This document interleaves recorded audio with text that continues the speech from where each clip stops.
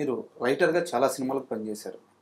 మీరు కెరీర్లో హైయెస్ట్గా అందుకున్న పారితోషికం ఎంత, తక్కువగా అందుకున్న పారితోషికం ఎంత? అంటే ఈ క్వశ్చన్ ఎందుకు అడుగుతున్నానంటే, మీరు 2010 కెరీర్ పీక్స్లో ఉన్న తర్వాతే మీ హెల్త్ ప్రాబ్లం వచ్చింది. అలాంటి సమయంలో మీ హెల్త్ ప్రాబ్లం మీరు ఫైనాన్షియల్గా బేర్ చేయలేని సిచ్యువేషన్ అంటే ఒక రైటర్కి ఎంత మినిమం అమౌంట్ ఇస్తున్నారో తెలుసుకోవాలని.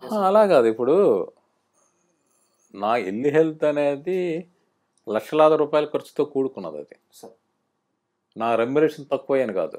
నేను అప్పుడు మార్కెట్ రేట్ ప్రకారం నేను మంచి రెమ్యునరేషన్ తీసుకుంటున్నాను. నా రెమ్యునరేషన్ తక్కువయ్యో నేను డబ్బులు సంపాదించో కాదు. నా అప్పటి నా స్థాయికి మించి నా సంపాదనని మించిన ఖర్చు లేక అది ఇబ్బంది. అది అంతే, దానివల్ల కాదు. అంటే ఎంత మీరు చెప్పగలిగితే చెప్పండి. అంటే ఇప్పుడు తీసుకున్న అమౌంట్ ఎంత, తక్కువ తీసుకున్న అమౌంట్ ఎంత? ఇప్పుడు తక్కువ తీసుకుంది అంటే నేను ఇప్పుడు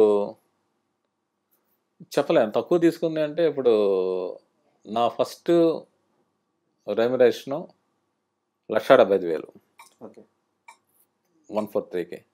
నా హైయెస్ట్ రెమ్యునరేషన్ 40 lakhs. అది ప్రాజెక్ట్ ఇంకా రిలీజ్ కావాలి. సో అని తీసుకున్న రెమ్యునరేషన్ అది.